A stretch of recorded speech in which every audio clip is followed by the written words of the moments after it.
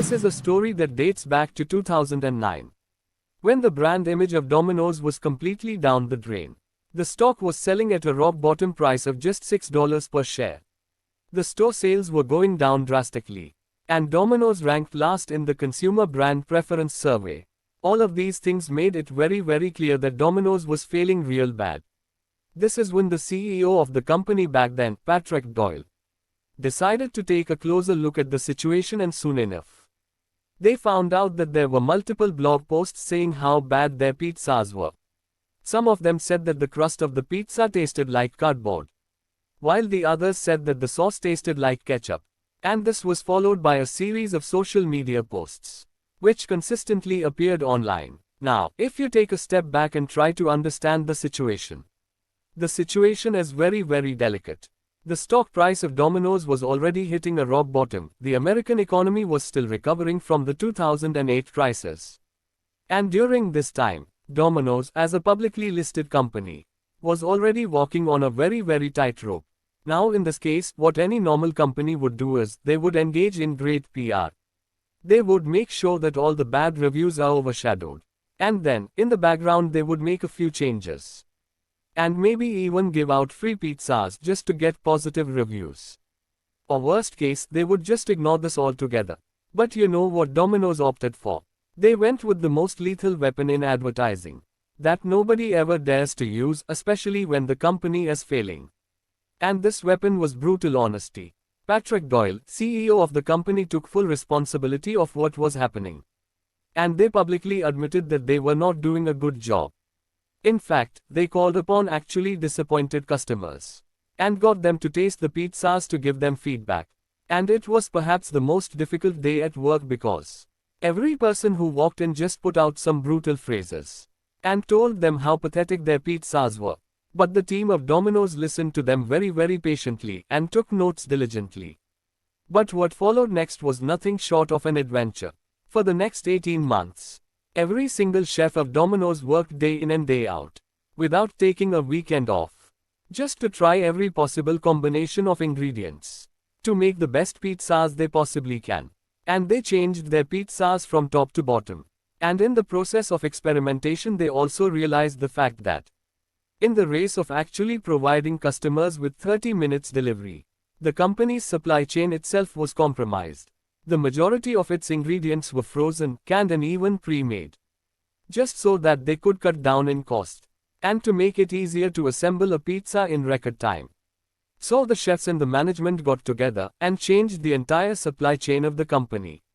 Now, this was an extraordinary move, because we are looking at a complete revamp of processing, inventory, storage and transportation that is going to be executed to a chain of more than 4,200 stores, which are spread across 9.93 million square kilometers, which is practically 3 times the size of India.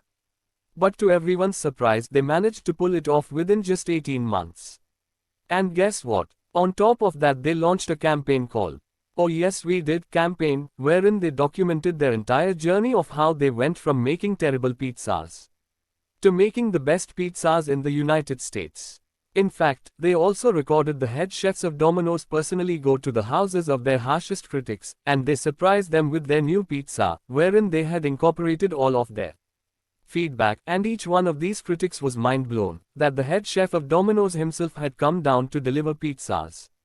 They tasted the pizzas, they loved it, and they were smiling, and most of them couldn't even believe it. Apart from this, they also included a special section in the website, wherein they posted Facebook posts and tweets of the customers who expressed their delight after having the new pizzas. This is how Domino's reinvented itself, and did everything in its capacity to get back to making the best pizzas in the United States. And the results: store sales of Domino's increased by 14.3%. which is the largest quarterly increase in the fast food history. The Domino's stock rose by 44% in just 1 month following the campaign. And by the end of the quarter, the stock had reached 75% increase. The campaign has earned 2 billion free media impressions till date. And the stock price just kept going and going for 7 years and rose by 2000%, outperforming Apple, Amazon and Netflix.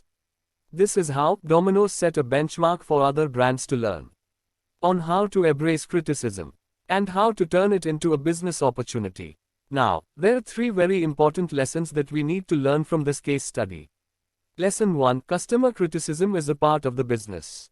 Although sometimes there might be meaningless hate, as a business owner, it is your responsibility to filter through the chaos and identify the weakness before it paralyzes your business.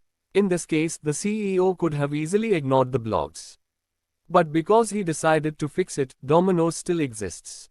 Domino's did not stop there. Domino's continued to launch new features for the tech-friendly customer. In 2014, Domino's was one of the first companies to roll out voice ordering on its app. The company began offering zero-click ordering in 2016 too. Open an app and your favorite pizza gets ordered.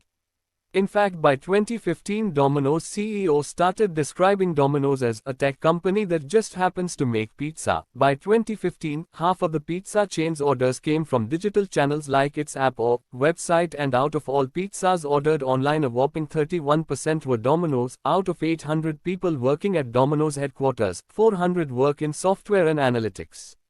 Technology has changed how customers order, from using the Domino's app to order directly via Twitter or even by texting an emoji. Transportation is a core part of the business for Domino's, so it makes sense for Domino's to create a purpose-built pizza delivery vehicle. The company is also experimenting with robotic delivery and delivery by drones. Also note that more digital ordering means more rich data collection for Domino's and the ability to push more users to its loyalty program efforts. Online sales also give the company the opportunity to push combos and add-ons like Parmesan bread bites, or bottle of soda, or desserts like lava crunch cakes, and all those things help boost average ticket, which means more money for Domino's. If you learned something valuable, please make sure to hit the like button and subscribe to our channel. Thank you so much for watching.